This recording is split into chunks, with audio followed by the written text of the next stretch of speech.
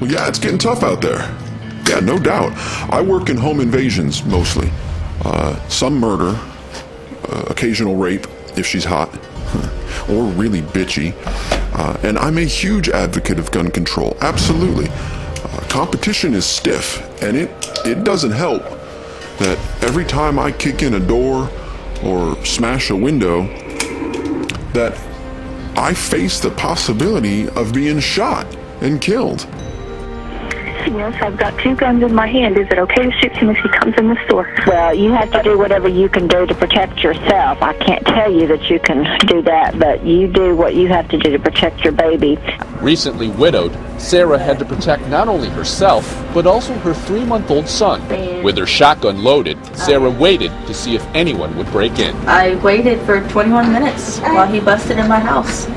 I was going to have to choose him or my son, and it wasn't going to be my son, so I did what I had to do. The second he broke down the door, she shot and killed him. His alleged accomplice ran away, but later turned himself in. Police call the shooting justified. You're allowed to shoot an unauthorized person that is in your home. I would do it again. Not because I'd want to, but because of my son. Just 2 days before that shooting, a teenager from a small town in North Carolina had to take similar deadly action. The 14-year-old boy used a shotgun to defend himself as a man broke into his family's home, as you'll hear in these 911 recordings. This one had a gun now. What kind of gun? A big gun? Small gun?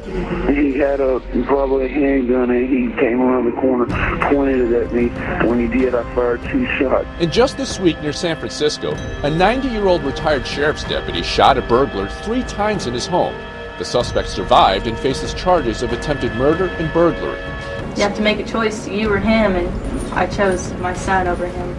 Things will get better. Sarah says if he or anyone tries to threaten her and the baby, she'll be armed and ready.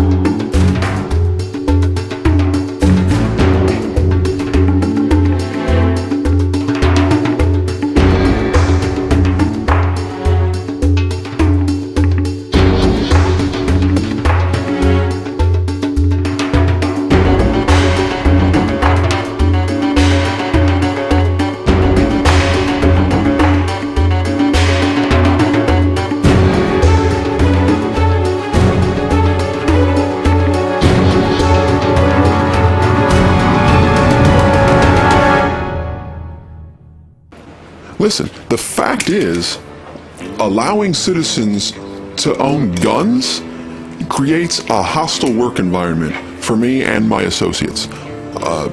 No one should have to work under those conditions. I say make them all illegal, absolutely. Make all gun ownership illegal. I mean, I break the law for a living. I'm a professional, so it doesn't really bother me. I mean, but personally, knowing that most homeowners don't have guns, that would make me a lot more comfortable, more confident, and it would surely increase productivity. No doubt. No doubt.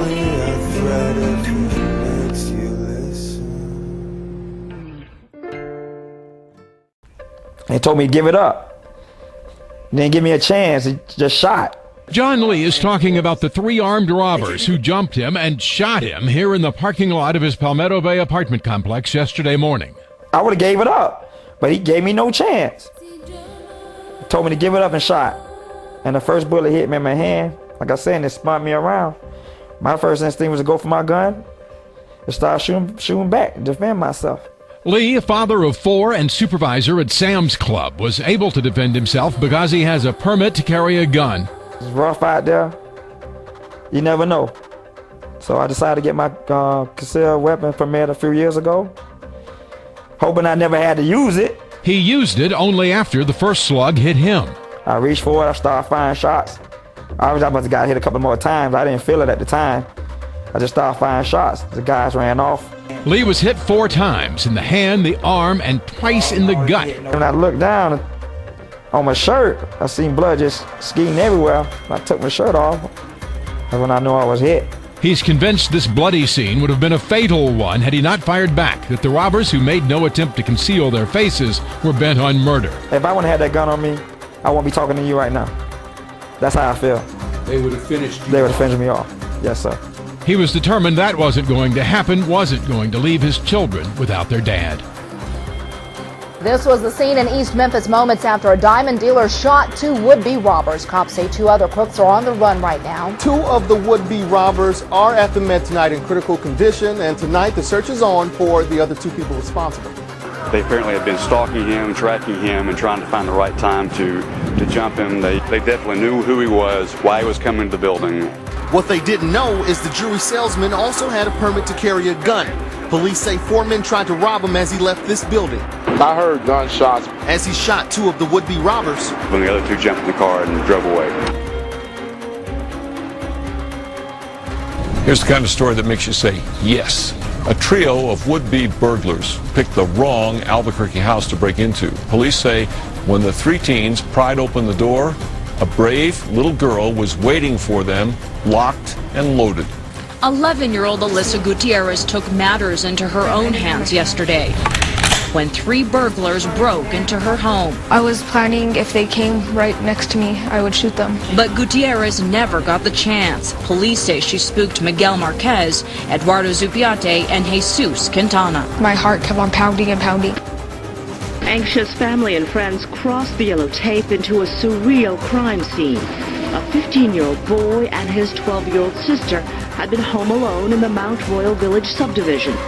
Then about 2:30, a pair of home invaders tried the front and back doors, then broke a back window. A young boy was protecting his sister.